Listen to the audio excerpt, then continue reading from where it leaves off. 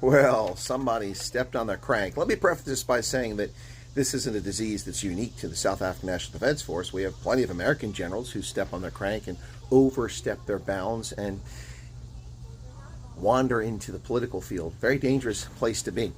South African National Defense Chief Ruzani Opanya was in Tehran and said a bunch of stupid things and played along with the Iranians, much to the detriment of South Africa's foreign policy.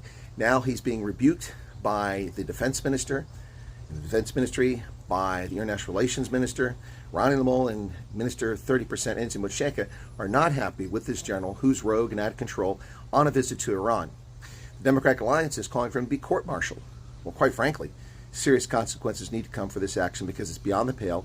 It's not what's acceptable for general officers or for military officers to do in general, no pun intended, but it's not something they should be doing. Media reports today say that the Ministries of International Relations and Cooperation and Defense have disassociated themselves and the government from the SANDF chief over his remarks expressing solidarity with Iran. Any statements made by an individual or a department other than those responsible for foreign policy should not be misinterpreted as the official position of the South African government. The remarks attributed to General Mopanya, therefore, are not representative of the government's official foreign policy stance. This from Crispin Peary, the spokesman for DERCO. That's a stunning rebuke, publicly. The Department of Defense and military veterans does not make political or policy decisions on international relations, and they shouldn't, and that's correct. That's coming from the Defense Ministry. It's unfortunate that political and policy statements were reportedly made during the meeting between General Mopanya, chief of the South African National Defense Force, and the Iranian Defense Force leadership. The Department of Defense reiterates that only the President and DERCO determine South Africa's national policy on international relations. This is according to Defense Ministry spokesperson Onika Kwaka.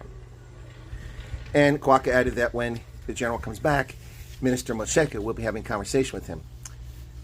Methinks that the general is short for his career. He'll end his career in disgrace. He should be sacked. And frankly, maybe he should be court-martialed. And this, ladies and gentlemen, in a nutshell, is South Africa. Members of the ANC, and this guy's an MK veteran who actually served in Angola, one of the handful of genuine veterans from the liberation struggle, they get too big for their britches. They think that they can express themselves, people like Fikile Mbalula, running his mouth, insulting the dignity of South Africans who are refugees in America. Should be taking the South African Human Rights Commission for that, but that's not going to happen. But we have members of the ANC who think that they can say whatever they want, whenever they want. And this is going to bite the ANC in the backside. This comes at a time when the relationship with the United States and South Africa is very poor. And having a general go to Iran after denying to live up to the standards and agreements of the status of force agreement between the U.S. and South Africa, and we had to cancel shared accord, then they do this. Not a good look. Not a good look. His career's over.